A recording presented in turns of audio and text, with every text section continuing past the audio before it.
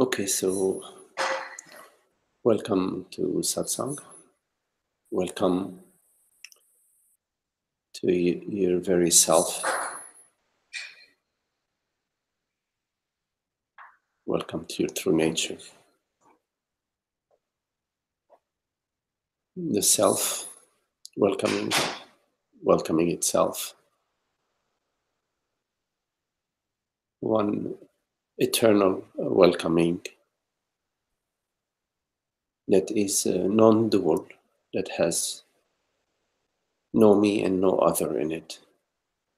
It's the love of being, the love that we are, the indivisible self that we are, one heart, one light. It is this one universal self that welcomes itself, welcomes you. It is from the universal self that the true welcoming comes. It flows like the sun shines, like the wind blows, borderless, infinite space. Your true nature, what we truly are, is this, that very borderless presence, the beauty, the peace, the freedom, the well-being, that is causeless and that is not troubled, not seeking any solution to any problem, that is arises from the peace, from its very self, from the source, which is the undisturbed presence, undisturbed wakefulness of being. So it is this welcoming that we find ourselves in and as. Just a note that if you are watching on YouTube, there is a possibility to pose questions on YouTube if the need arises by writing the question in the chat box. And Tara, who is monitoring the YouTube channel, can bring the question to my attention and we can look at it together.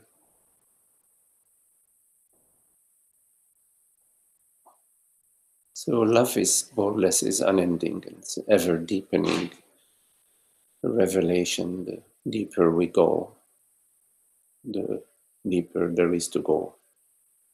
It's an unending, resting, free-floating into the vastness of being.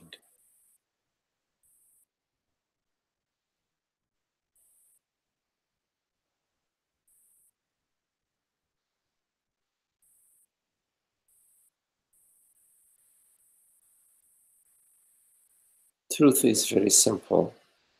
Reality is very simple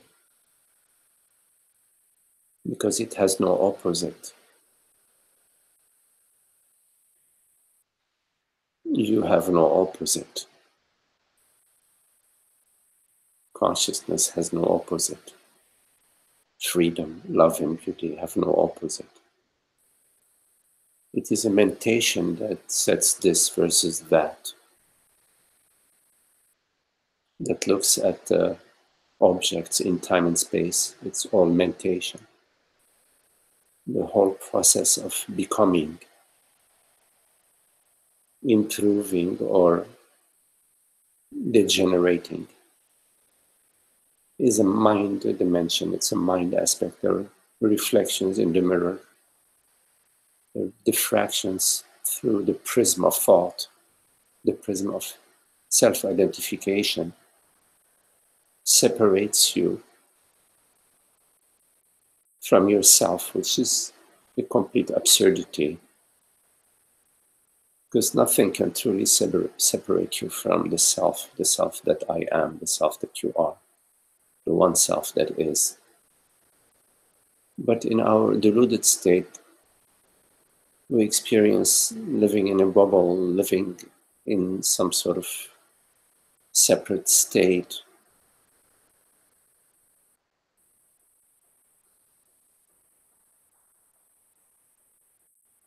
And so all sorts of thoughts that arise refer to me as a person in time and space. What's happening to me? What happened to me? What may happen to me? What will happen to me? What if this or that happens? Or does not happen? What is going to happen to me? Me being a mentation, me being an impression, a mind impression, and a body impression.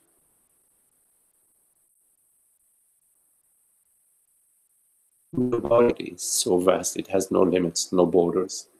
It's a cosmic body. But in the contracted state, the body appears as if it is solid. It appears as if it is sitting on a chair, or it appears as if it's moving in space. There's an impression of physicality, an impression of materiality that maintains itself as a certain vibrational field in the body, feeling state, the me feeling, me sense of me, the me sense.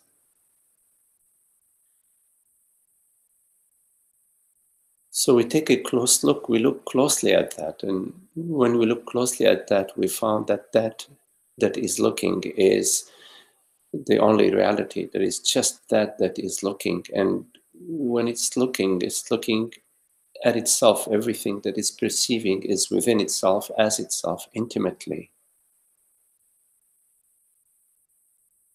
And so the looking, the looker, and the object that it's looking at are revealed to be just one substance, which is referred to as awareness, beingness, presence, wakefulness, knowingness.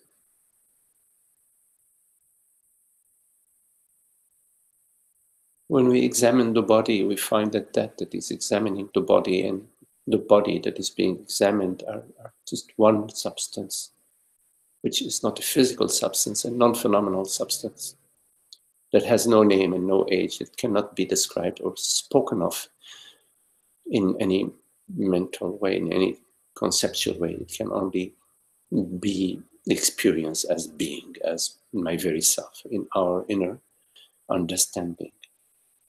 In our inner silence, there is that understanding of what I am.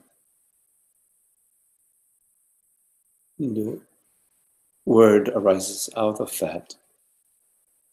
And when the word arises out of the understanding, the word carries the understanding. It has the flavor of the understanding, the perfume of understanding. But when the word arises from the mentation, it has in it the diffraction of the separation and the confusion of the multiplicity of thought.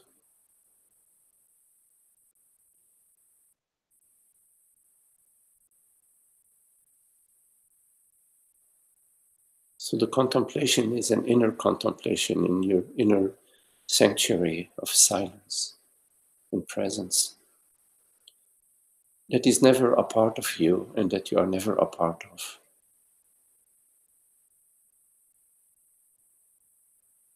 Meditation is this intimacy, is the recognition of this intimacy and the resting in and as this intimacy, where nothing is needed, nothing is pursued, nothing is lacking, nothing is too much.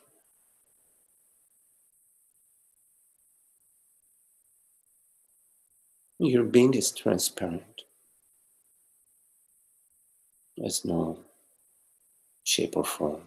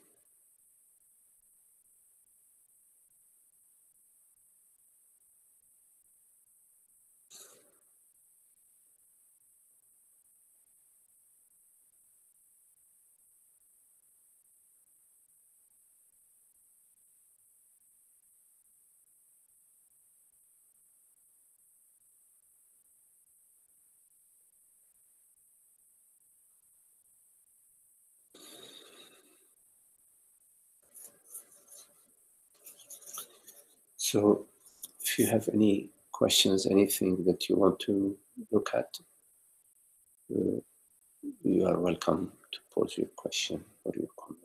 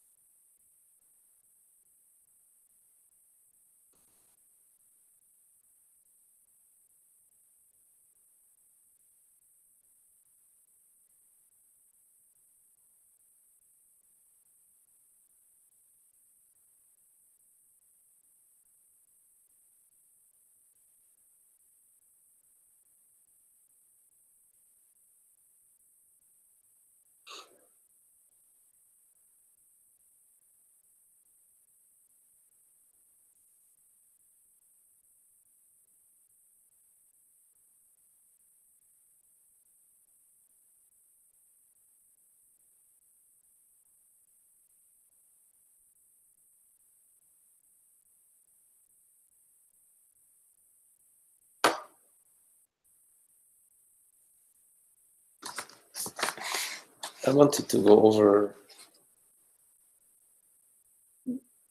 a question that Esther brought a couple of meetings ago that came back up. And I wanted to go into it. So it reads, outside of contemplation, there is a malaise, a sense of ill-being. It feels like something is not quite right. It's not really intense, but it pervades my life. Can you talk a little more about that and how it is a blessing and not a problem?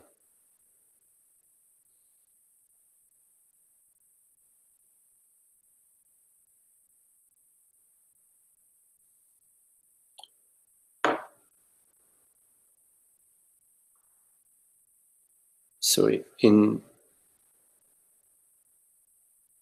our identified condition, meaning in our believing and feeling that we are a man, a woman, a person that is existing in time and space, we somehow detach ourselves from the wholeness. We sort of separate ourselves from the wholeness. And when we separate ourselves from the wholeness, there is immediately a malaise, a sense of ill-being, like a child who has separated itself from its mother is missing the love and the well-being of being embraced, of being cared for.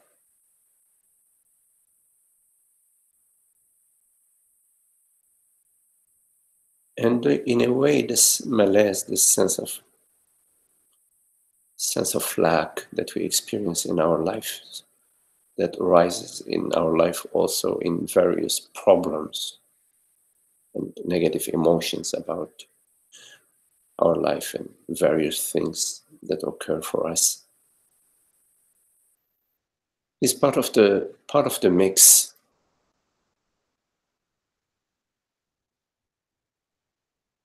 It's as if it's a knock at the door for us to look in direction, the direction that where all this impression is arising from, what's happening, what is ill being. We don't like that, but we don't know the way out. We don't know the way in. We don't know the way.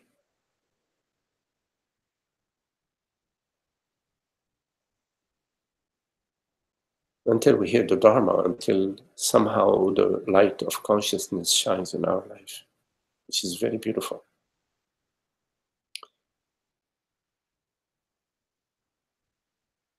We are coping or struggling.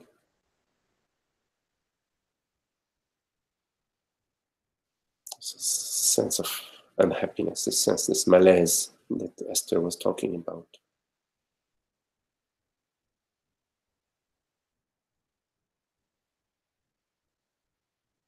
Then we come to the understanding that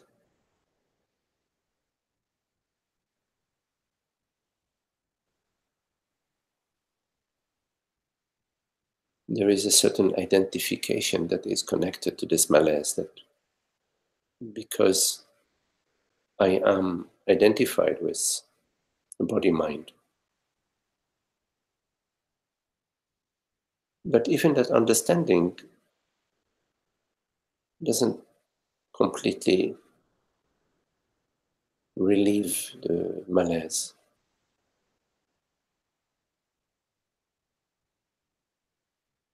Not immediately. There is a journey.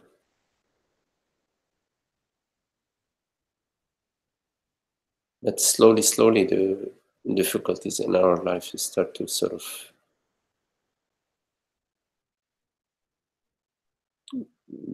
become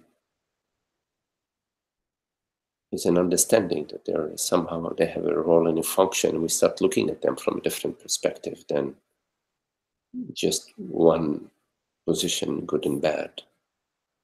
We start to see more of the nuances, more of the shades that are available for us, the various possibilities.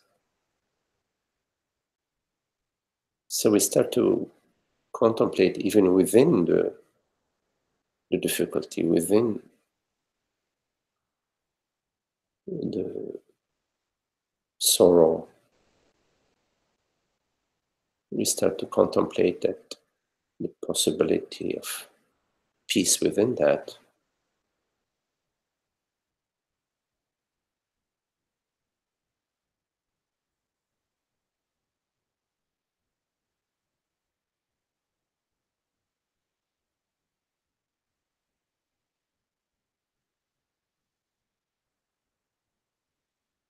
It's a journey of love, and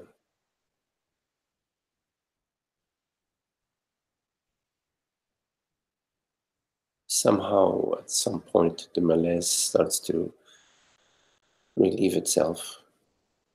It's as if it served its function. It's no longer needed.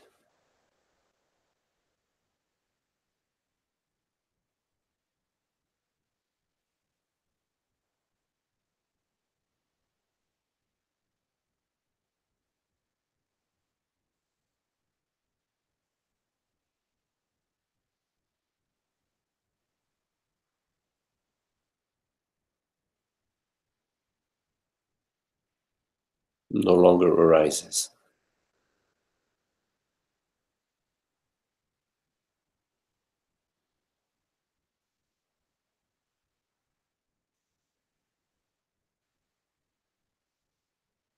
So it's helpful to look at everything from this place of non-reactivity, this place of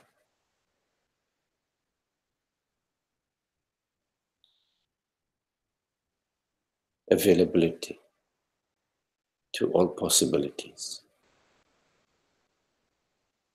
that within every possibility, within every unfolding, there is the unexpected, the magic of consciousness, the show of consciousness that we don't know at the mind level, but we are open to it.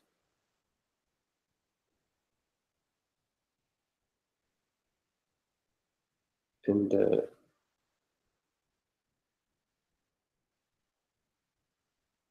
we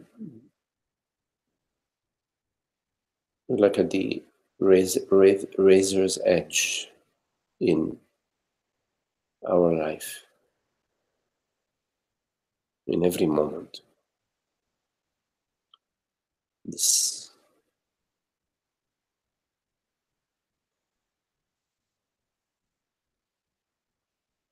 presence that has no time in it, it is complete awe.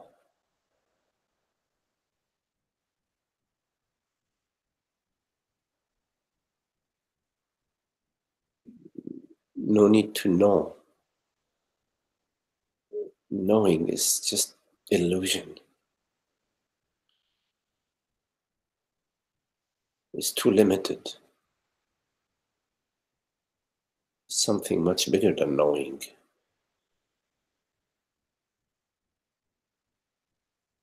It has no past and future in it. No,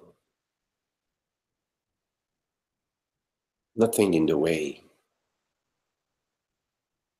It's between the layers of the mind.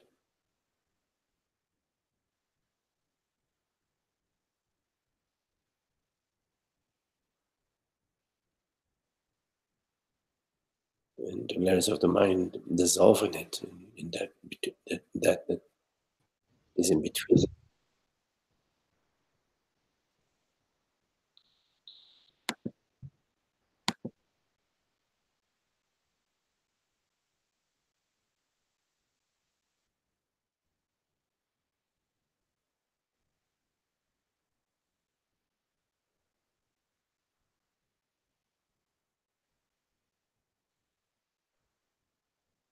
So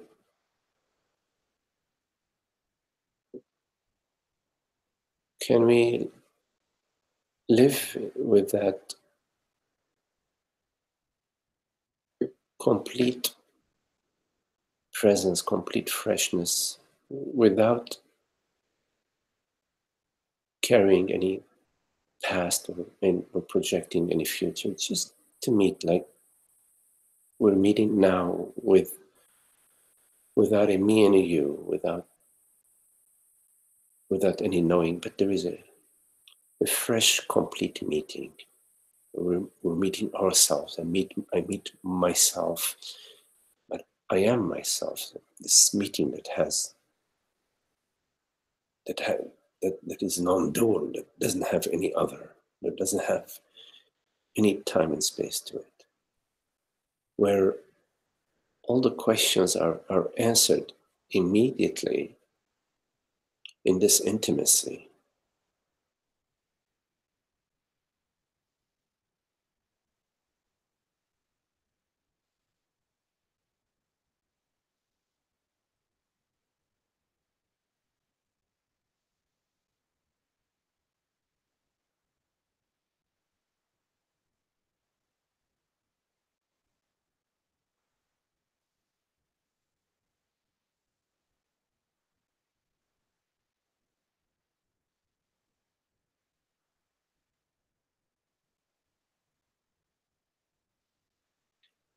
We give too much credence to thought and feelings, and we overlook the transparency of being. We overlook this magnificent presence that has no thought and no stories in it, that has no past and no future in it. It's completely free of that realm of limitation and separation. It's there as this undeniable awareness, this undeniable vastness, this undeniable transparency. See?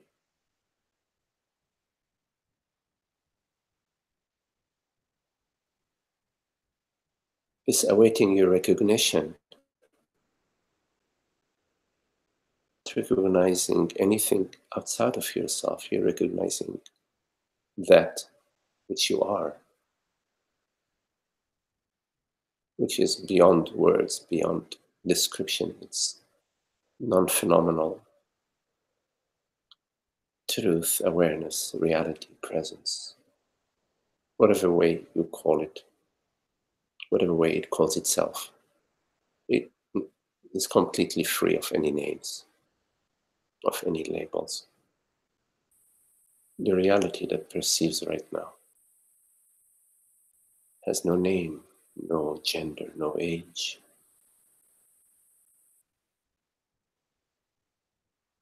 It has no problems. It has no issues. All the problems and the issues, they refer to the bundle of images that you take yourself to be out of habit now.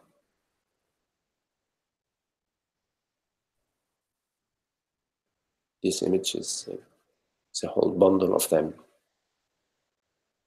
And the feelings, how you feel that you are, you feel this or that.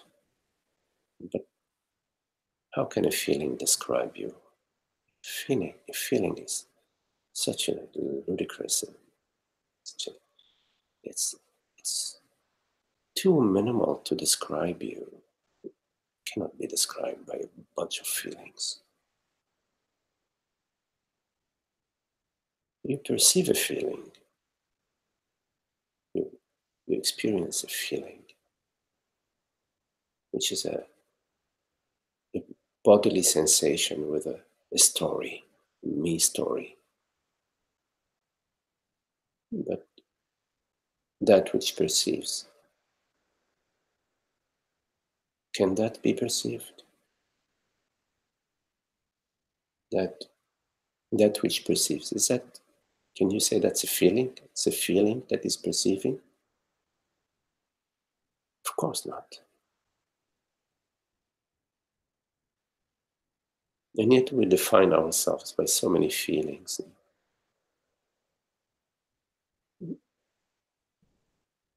In a way, we choose to limit ourselves in our identifications with images and feelings. Because no one is forcing us, right? No one is forcing us.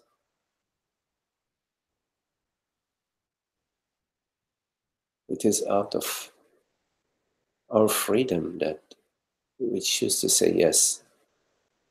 Yes, the feeling knows me. And so we bow to the feeling, and now we are at the service of the feeling, to feel the feeling or to fix the feeling, or what does the feeling want us to do. But in fact, when a feeling arises, there is intimacy. Before you name it and before you start to struggle with it, you don't know it. It has no name. It has no form. It's just intimacy. It's a vibrational intimacy, you see. And within this vibrational intimacy, there is something that says no, that is saying no, no. It's trying to step out of this intimacy. And this illusory impression of trying to step out of the intimacy is what we refer to as resistance, or the unhappiness of pushing back. But how can you push back something that is so intimate to you, that is your very self at this very moment?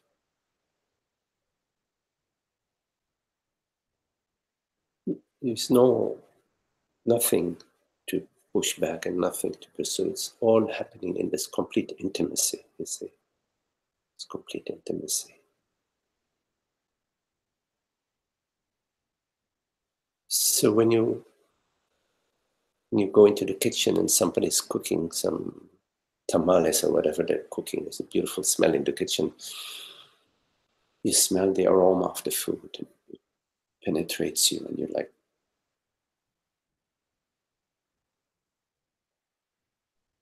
so you can experience everything that's arising from you with this intimacy, this complete openness, this silence, this openness, this, what is it? What is it? I don't know what it is. What is it? Before you define it as a problem, just what is it? What is it before I define it as a problem? What is it that is arising before the mind labels it? What is it that is arising before I separate myself from it?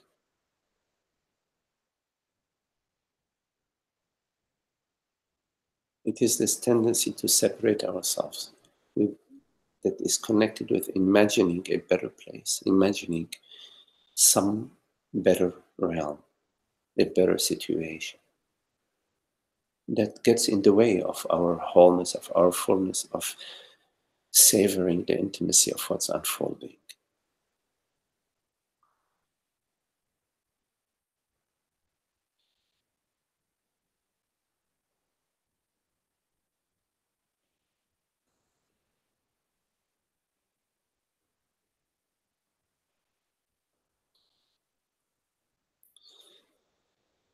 Anyways, if you have any questions.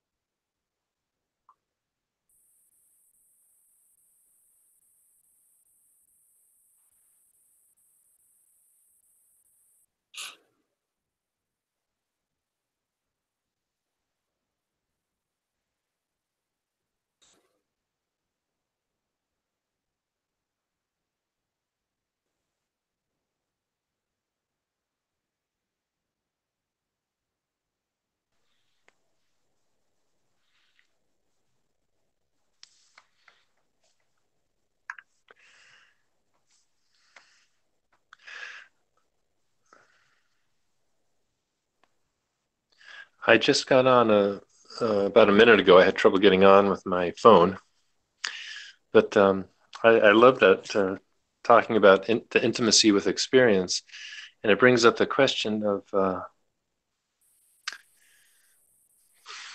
does it matter at all what the content of the experience is, or is that you're saying that intimacy is really one with the bliss of the self? Thank you.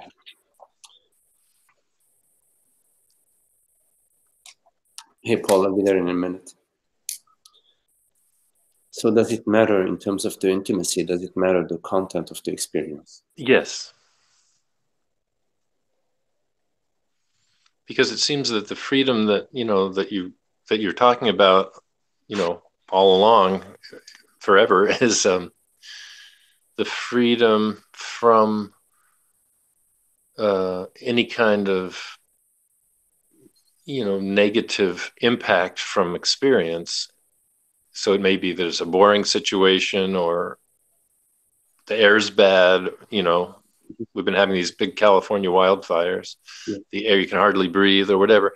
But still, if you're intimate with, so I'm just looking at what. Mm-hmm. Right. Yes, I understand the question.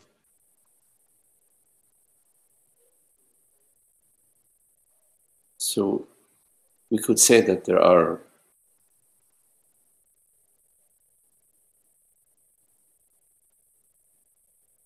two levels of this conversation. Mm-hmm. One level is at the body-mind level. So you could be very intimate as a body with a cyanide pill, and that body would die, right? Right. You could experience at the body-mind level starvation and go for a 100-day fast and experience. Mm-hmm. Or you could be, in a situation like happening, unfortunately, out in the West Coast, very close to the fire, and you would be experiencing the intimacy of the heat and of the fire. And if you stay very close to the fire, then that body will burn. Mm-hmm. So at a certain level, at the body-mind level, at the phenomenal level, there is a cause and effect. There is a certain impact or relationships between the various elements. Yes. There are certain elements that mix together all elements mix together in a certain way that has certain consequences. So there is a intelligence within the body-mind intelligence at the cellular level. It's cosmic intelligence, that is the intelligence that inhabits the entire realm. The fish realm and the animal, the vegetable realm and the inanimate realm. It's all sort of inhabited with a certain call it intelligence, certain order. Let's say, for example, gravity. You say it's part of this order. So in terms of the intimacy that I'm talking about, is the intimacy of being, the intimacy of awareness. This to separate yourself from a burning fire makes perfect sense to me. But to separate yourself from yourself, whatever is unfolding within yourself,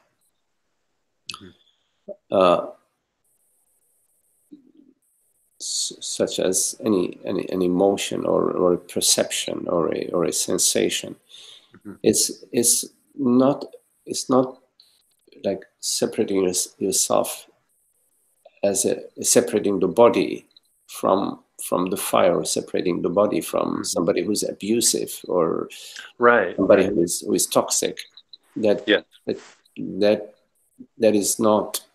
But you are not separating yourself from your recognition that there is something toxic or somebody that's cruel or there is a close fire. So there is information coming to you that's very intimate to you, and you recognize them.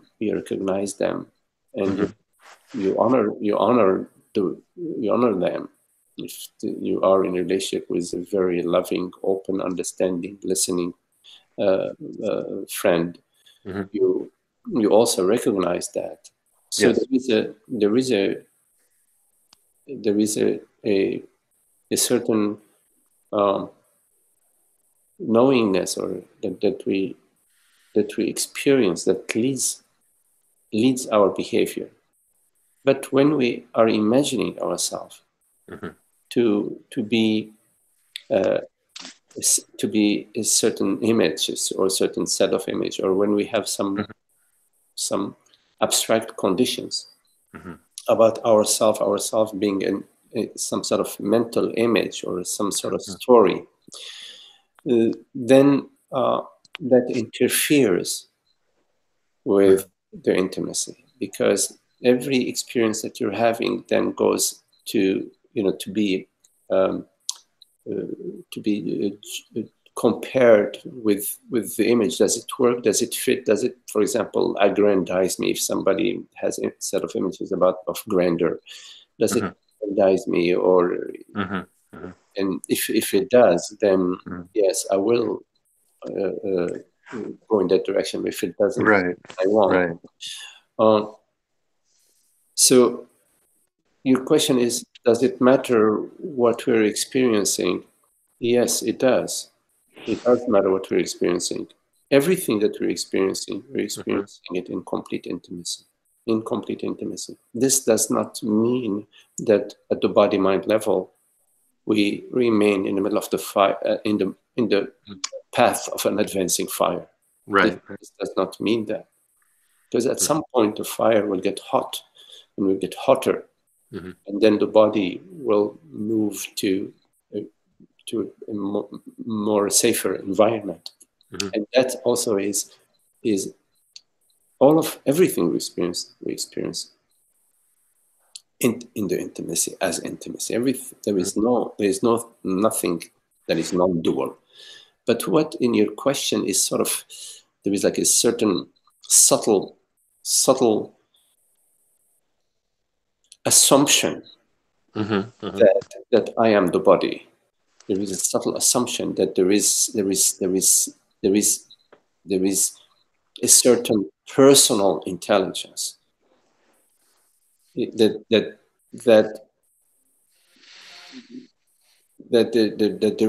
there are two levels. You're assuming two levels, but you're equating them. The level of the functioning of the body mind and the level of the intimacy, that intimacy that you're talking about has the feel of engagement in a way. You know what I mean? Engagement with experience, which no? Okay, so the intimacy that I'm talking about is the intimacy of being. There is no engagement. It is absolute intimacy that I'm talking about is absolute intimacy. It does not require engagement. The engagement requires some mentation. Yes. But the intimacy that is like in this very moment, yes, your experience, everything that you're experiencing, hearing these words, speaking the words that you're speaking, the sensation in your face, the sensation of the back of your head, the sensation of your belly, the sensation of your legs, the perception that you're perceiving, the colors, the shapes, the shades. Before you take a scissor and cut them in different pieces, everything that you're experiencing right now is wordless. Then is this very intimacy, you see. There is no engagement or non-engagement in that. It is. It's just a recognition. Okay. It's a recognition of the complete 1,000,000% intimacy of being. That's intimacy that I'm talking about, which does not exclude going to the bathroom when you feel the need to go, when you feel that the body's need to go to the bathroom. It does not exclude that.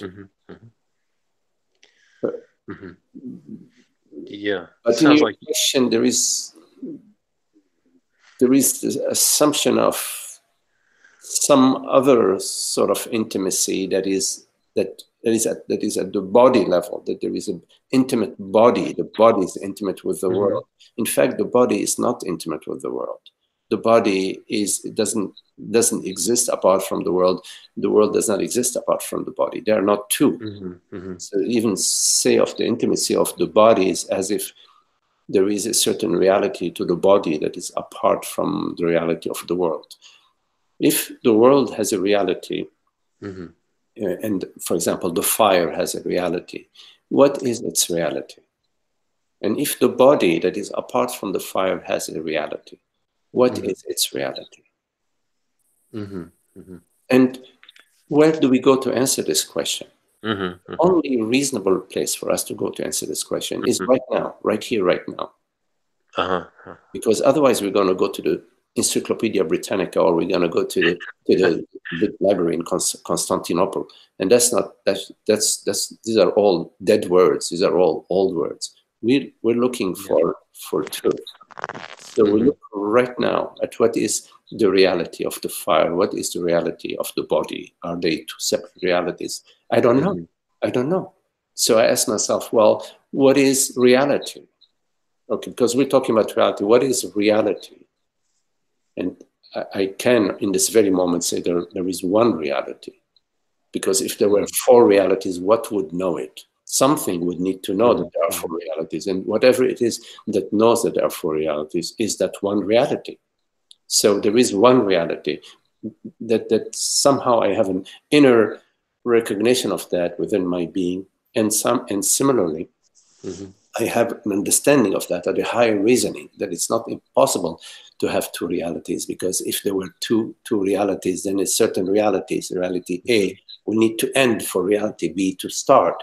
If a reality A ends, then would not be a reality that ends, so that another reality starts, and then it's an oxymoron.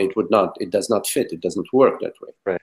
So there is one reality. What is the reality right here, right now? Not the one that's in the Encyclopedia Britannica or in some other wise book. What is the reality right now? Quality of awareness, presence, consciousness. Right. So if that consciousness is real, the consciousness is a reality, then this reality of the world, the reality of the fire is that reality, is the reality of consciousness. And the reality of the body is the reality of consciousness. It's one reality. So the body and the fire are one. Right. And so a response, consciousness, a responsiveness, ability to respond, or a responsiveness to the fire, to the situation, would be kind of a body level, but it doesn't affect I just don't know what words to use, like Satchitananda. It doesn't affect the being. No, of course not, because within the body mind there is a certain phenomenal realm of functioning, right? Which is Maya's dream of a body a human body that can run at I don't know how many miles per hour, and antelope, and that can run so much faster, and an oak tree that cannot run at all. When the fire comes, the oak tree will burn. Oh man! Right? Yeah, we hope the oak tree is wise. So you're confusing Maya's dream with Brahman. Well, but I'm just curious about what is the intimacy. Intimacy sounds like two things: something intimate with something. So it sounds like not pushing away your experience, even if it's dying, even if it's being burned up, because the fire is overtaking you. I'm going to interrupt you. Yeah. At the mind level, there is always going to be duality. For example, right now, you could say, well, hearing these words implies two things. Implies there is somebody speaking and somebody hearing, right? Yeah, or it implies voice and ear. Right. It involves voice and ear. Mm-hmm. And how do you know that? By awareness only. I mean, I think I get your point. But I can't really separate the voice and the ear, really.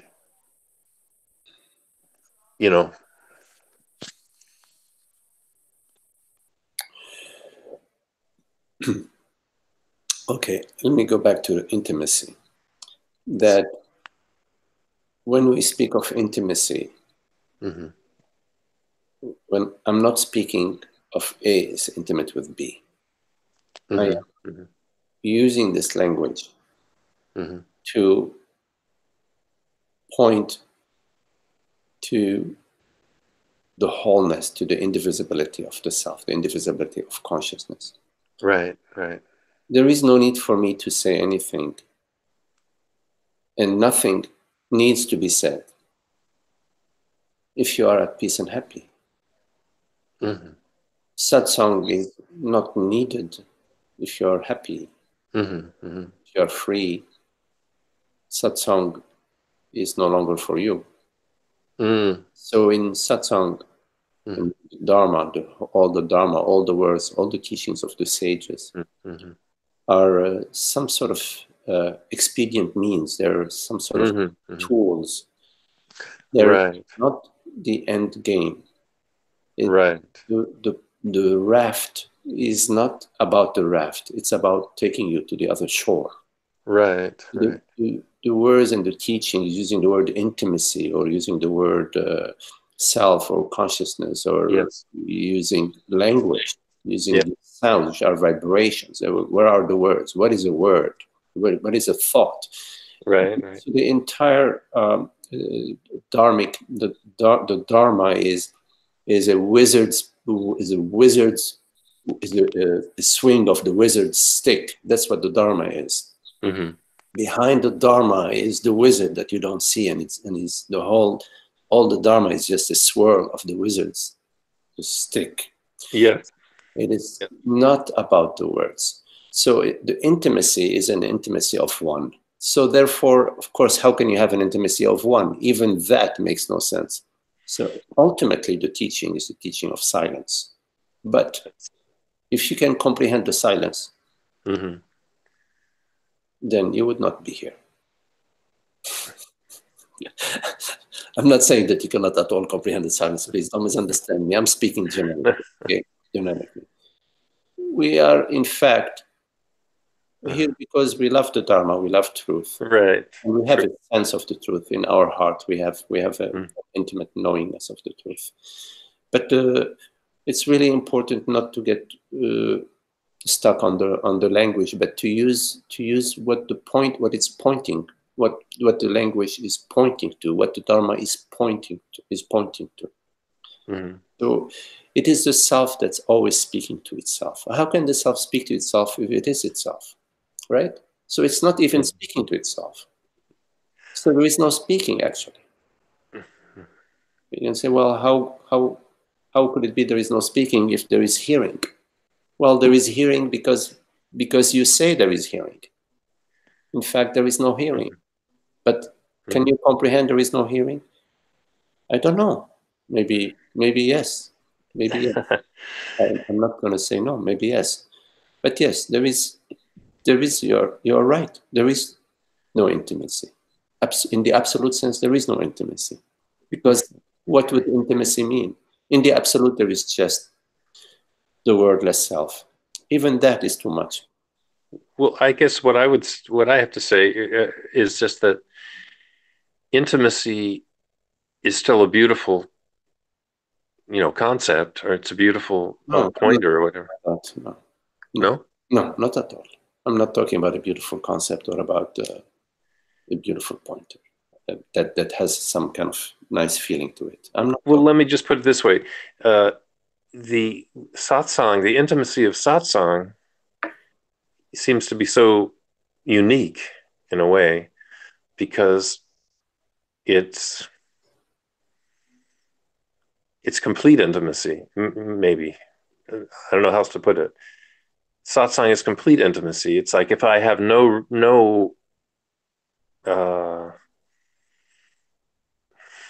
But what is satsang if the mind is spinning?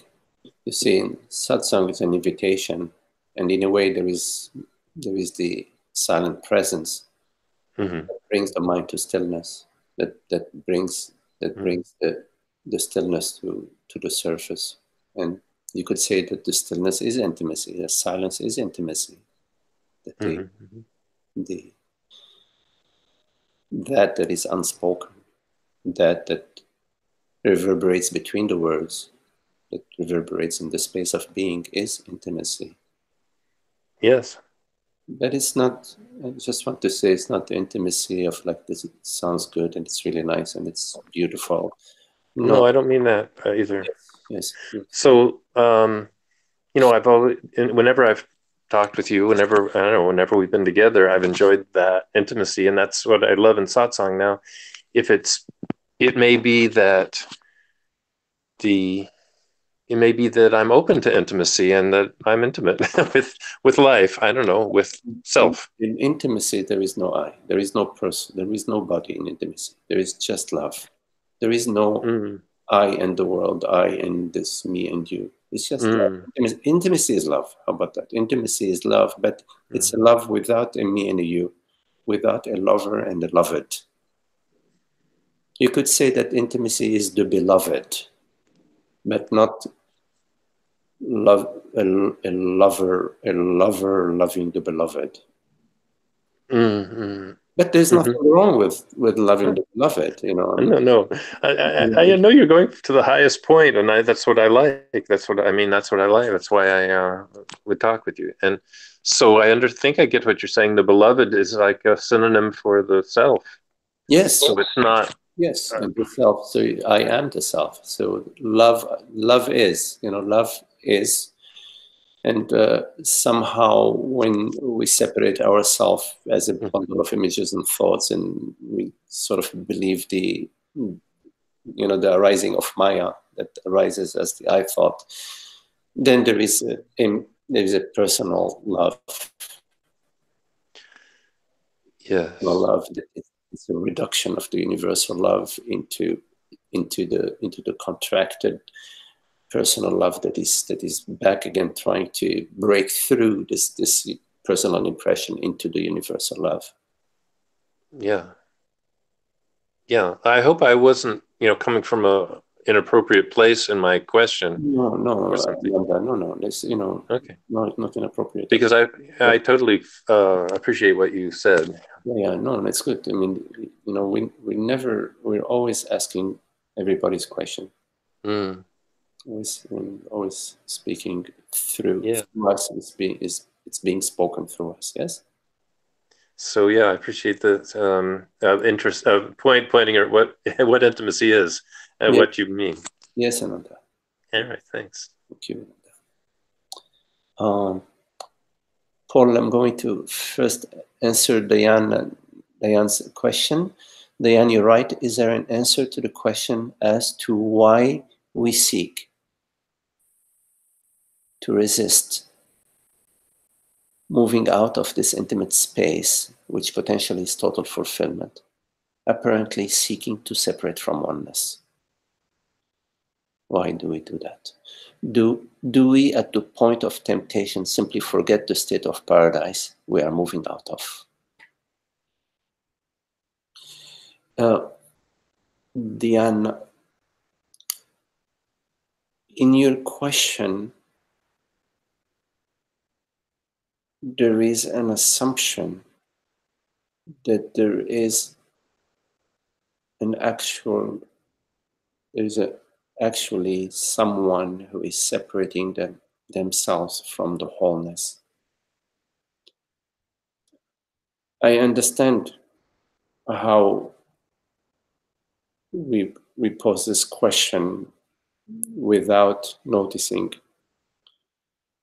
that assumption, because we are so much under the hypnotic effect that yes, there is somebody, there is a separate self. I am a separate person and I'm separating myself from the wholeness. But in fact, that's not happening. You could say it's a mirage. It's like you are walking sometimes in the desert and you see oasis, but it's not actually an oasis, and you start running towards oasis because it's the heat that's reflected from the sand that gives this impression in association with your being very thirsty. There is nothing happening. There is no ignorance. It's not real. It's important to understand that, but it's not sufficient to stop there. Although ignorance is not real, although the sense of separation is not real, there is an unhappy dream going on. And the unhappy dream is that I am, alone in the world, living my life. And this world is out there and I'm doing my best and I feel miserable sometimes, and sometimes I feel happy, and it's a roller coaster ride. This is the impression that we have, and this impression is happening within us. It's the arising of Maya. It's the arising of the I thought. Now, why does the I thought arise? Maybe that's your question. Why is there an impression that I am the body? And we look at this question and we can say, well, it's conditioned, from our society. And also maybe we're born with the body mind is born with this sort of, mental realm, still like the bees are flying, or the flies are flying around the bush, you see, something like that. But why is this arising? We don't know. But what we know is that it brings us to contemplation. That unhappiness and the sense of separation brings us to contemplation, because we recognize that within this unhappiness there is something off, because our natural state is happiness. Because if we are okay with unhappiness, then we would be okay. Then we would be happy with our unhappiness. But in fact, the unhappiness has within it a certain potential for us to sort of wake up, to seek happiness, to investigate, to question, to explore, to contemplate, and to awaken to our true nature, which is happiness. Why is this happening? It's the cosmic play. It is a cosmic play. And nothing is really happening. What's beautiful about this cosmic play and the fact that nothing is happening is that within this cosmic play, we can awaken out of the illusion that something is happening and come to the fact that there is only one thing happening, which we cannot call something happening, but in relative language, there's only one thing happening, which is the majesty of consciousness, the awesomeness of presence, the awesomeness of being, not being a human being. A human being is an opportunity. It provides us with the playground to contemplate and to awaken, and not just to work and have babies and families and jobs and cars and money and comfort. It's not about that. It is not about that. It's about coming to the contemplation of truth and awakening from the dream, awakening from the illusion. And if somehow we don't get it, that that's what this life is about, then there's a spin, what's referred to as the wheel of samsara. There's ongoing birth and birth and birth and birth and birth and birth, lifetime upon lifetime of mind, which is seeking and looking, being happy, being unhappy, thinking no, it's money, no, it's traveling, no, it's building a great body, no, it's having a great marriage, no, it's having a lot of money, no, it's being very popular, no, it's being very powerful, or whatever. And every one of these days, lifetimes of spin. So in terms of your question, Diane, it's how God likes to play. She likes to play and amuse herself, and she's amusing herself in this way. And the more we realize it's God's play, the more our smile becomes bigger and bigger, and our sense of sorrow and desolation relaxes. And we find ourselves loving this exploration, loving this contemplation, and diving deeper and deeper into the Dharma, into the comprehension of the teaching. And we are very fortunate because consciousness sends its message in everything that we experience, and also it sends its messages via some friends that we gather together, like we're gathering now, to drink the ripe wine, have the meal that's well cooked for us.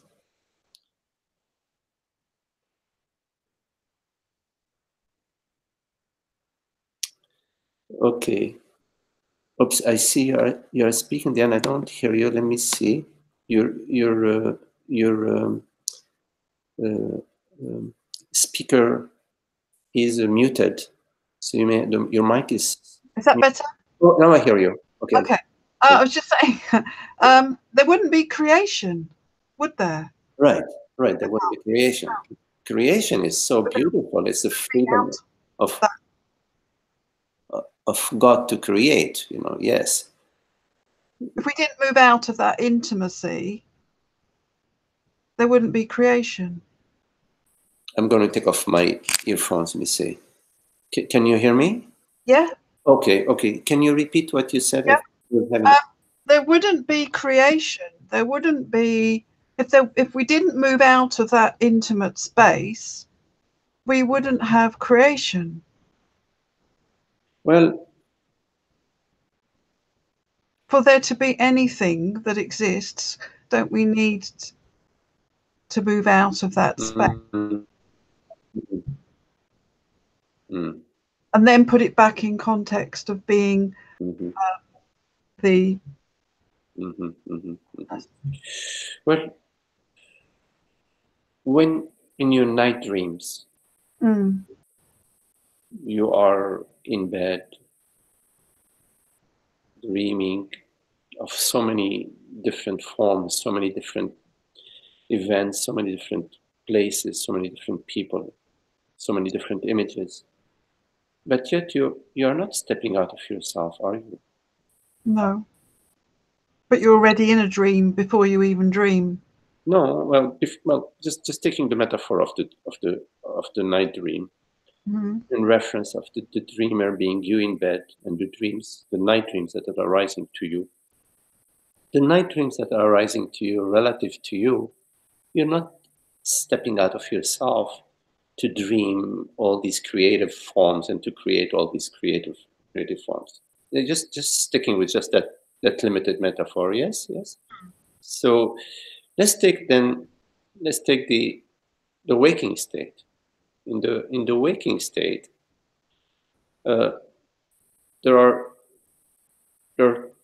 two dimensions. There is the dimension of I'm dreaming myself to be a man, meaning something is dreaming that I'm a man, right? And via this man, via this body mind, there is the perception of infinite forms of the world, of the surrounding. So and via other body minds in the waking dream, in this waking state, there are also perceptions of the world. So we could we open ourselves to the possibility that there is a dreamer, like you are dreaming your night dreams when you are at night, that there is a dreamer that is dreaming via these many body minds, the world, that is basically dreaming these body minds and also dreaming the perceptions of these various body minds.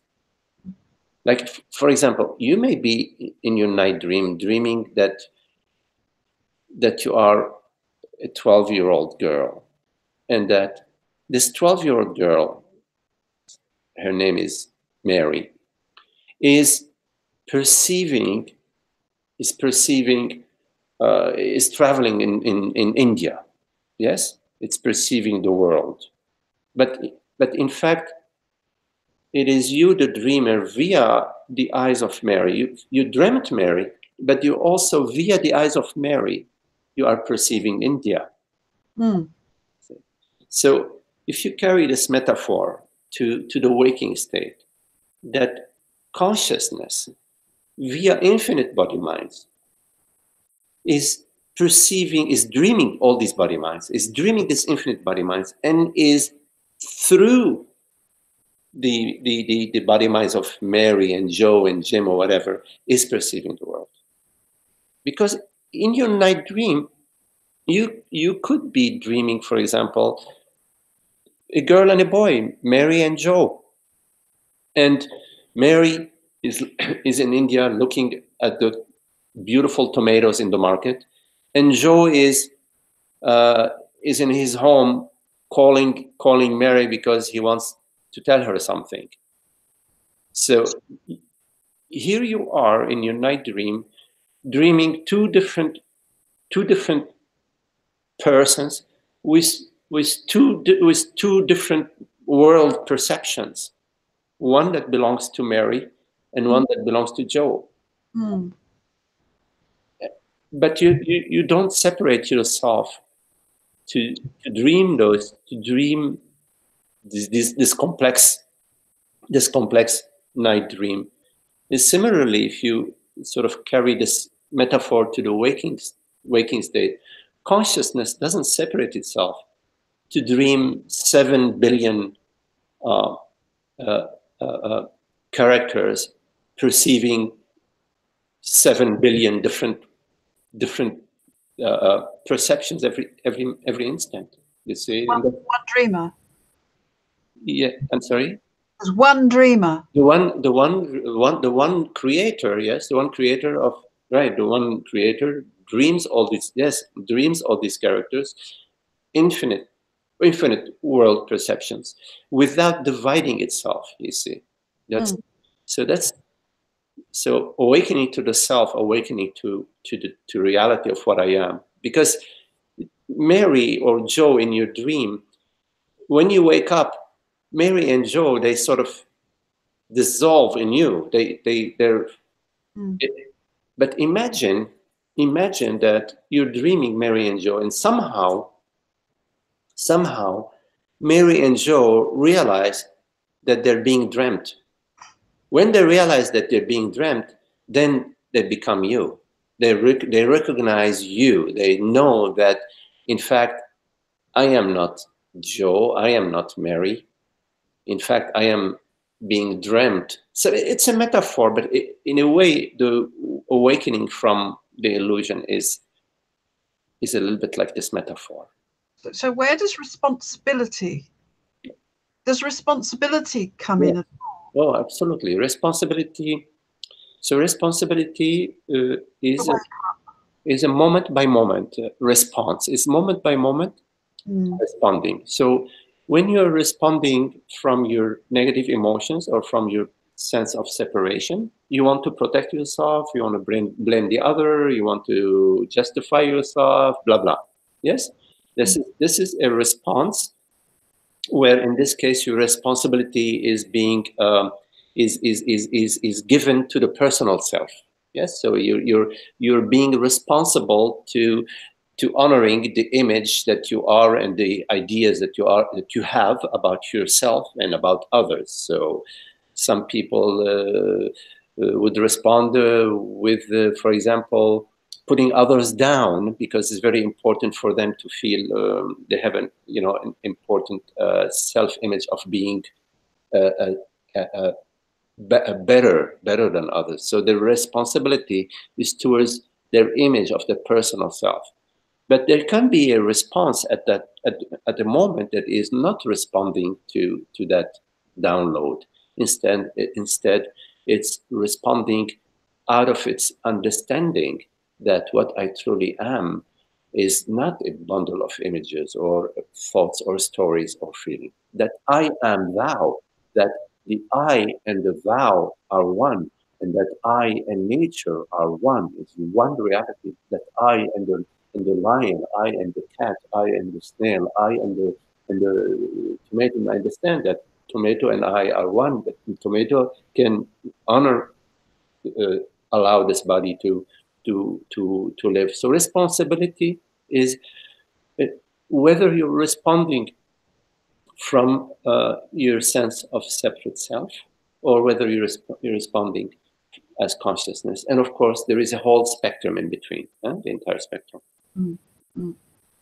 And that's for you to know within yourself, in that moment. How am I responding? What am I listening to? Where am I coming from with what I'm sharing, with what I'm doing, with how I am expressing myself. And where am I coming from? What is my assumption?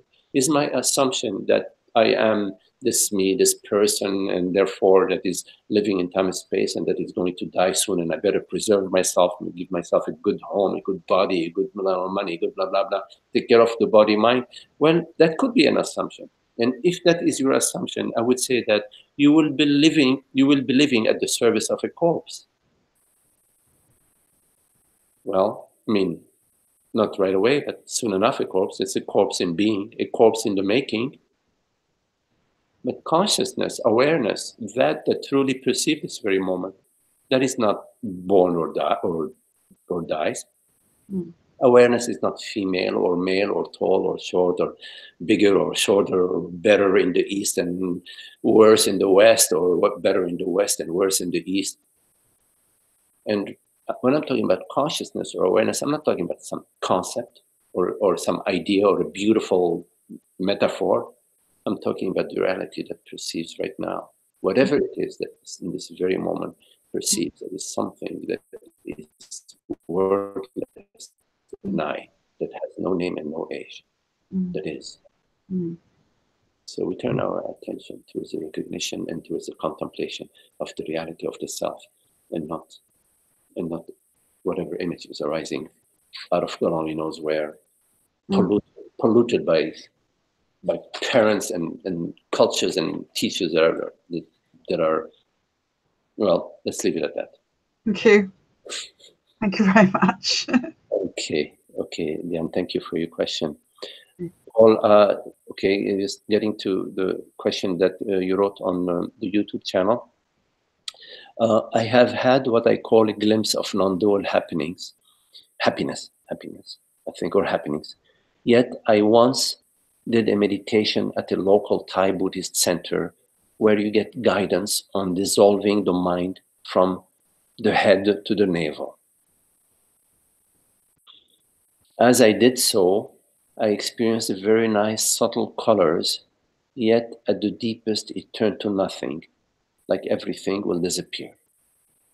Then great fear came that all will disappear. I know self can do that. Can Magdi please explain? Okay, Paul. So this practice at the Buddhist center that you did that ended up in great fear, I would say a practice that ends in great fear is not a practice that I would recommend for anyone. There is enough fear already we're starting with, so we don't need to practice any practice that gives us some good experience for a little while and then great fear. Now,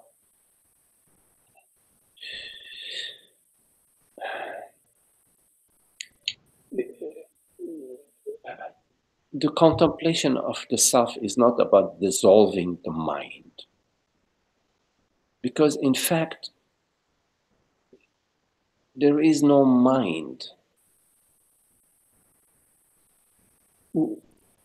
When we say mind,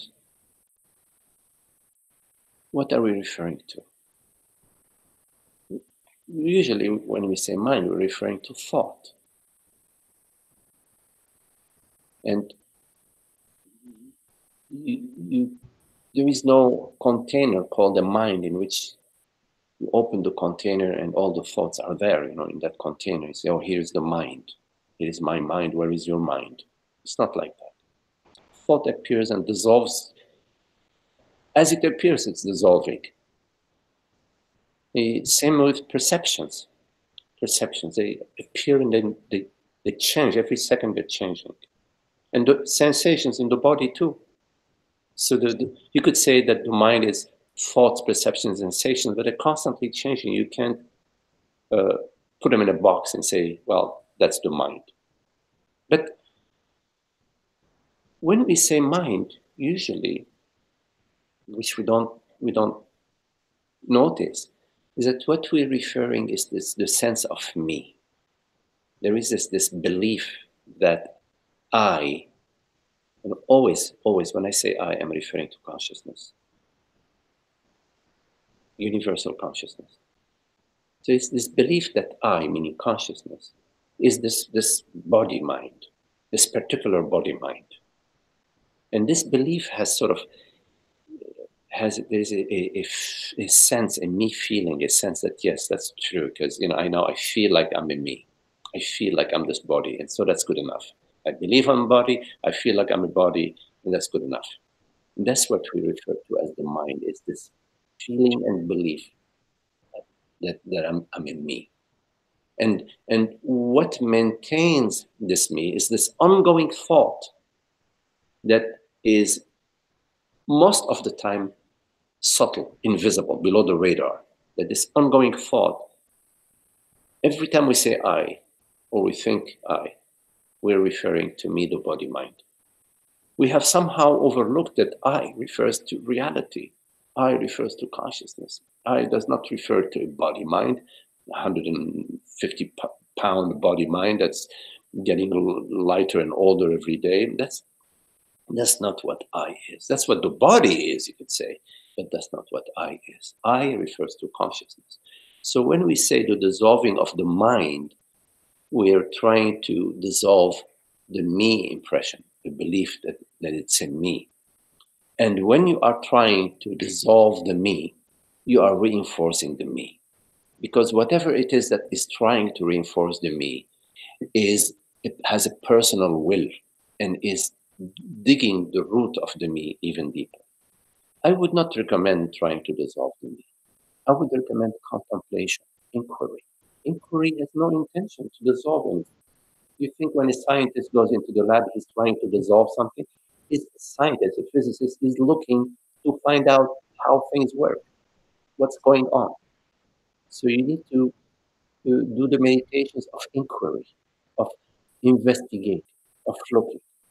And the first investigation was we can start with, well, there are many, many firsts, but the first that I'm speaking about right now is, what am I truly?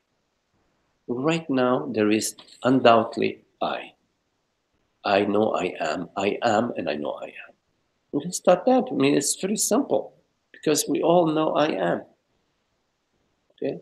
I am, and I know that I am. What is this I? Is the I... Well, first, we need to start with a blank slate. We're not going to start with a whole hypothesis and theories and beliefs. We start with, I don't know. What is this I? Is the I something that appears? Is the I something that appears? If it's something that appears, then it disappears, because whatever appears disappears. Whatever arises dissolves. Is the I something that appears? It's a good question. The body appears. It appears as sensations. The body appears as perceptions, like it's sensations. And it appears as thoughts and images.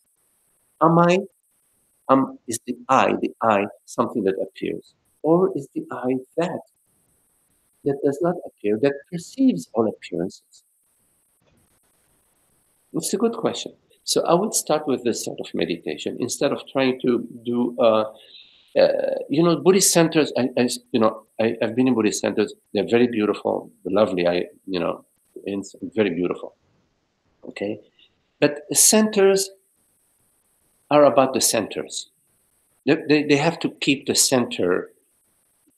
They have to maintain the center. Okay, so they have to have a practice, a tradition, and so on. Okay. So I don't like to follow tradition, because tradition involves habits and time, and we have an intention of keeping the center going. Okay, so what I would say is contemplate instead of trying to dissolve the mind from the head to the navel.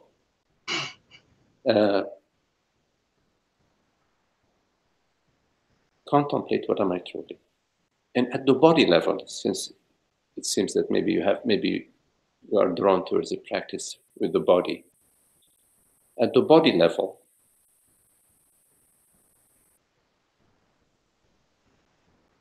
contemplate the vastness of the body. Go to any sensation within your body,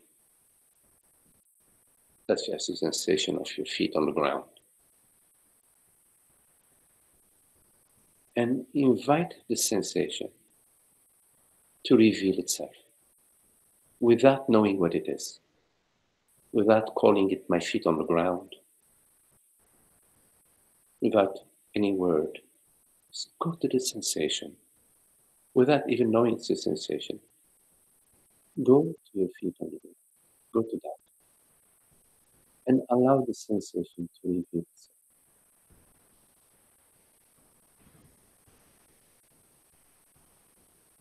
Come to it with your complete stillness, with complete openness, with complete love, with sweetness. Come to it with complete being, without knowing what it is. And invite it to reveal itself.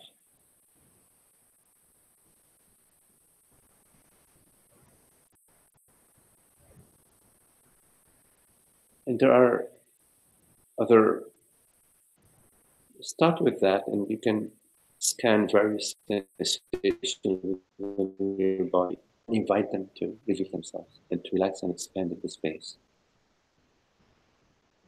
And if you need some guidance with some good yogas, Shivaram is here. Okay, that you can work with him. He can give you some good, very good guidance in your yoga meditations. Okay, well, thank you all for your very lovely company. Happy Thanksgiving to all of you. Enjoy your holidays, and we will see if we can meet again on Sunday. Yes? So, namaste, all of you. Much love to you all. Thank you. Thank you, Master. Thank you all. Wonderful. Okay.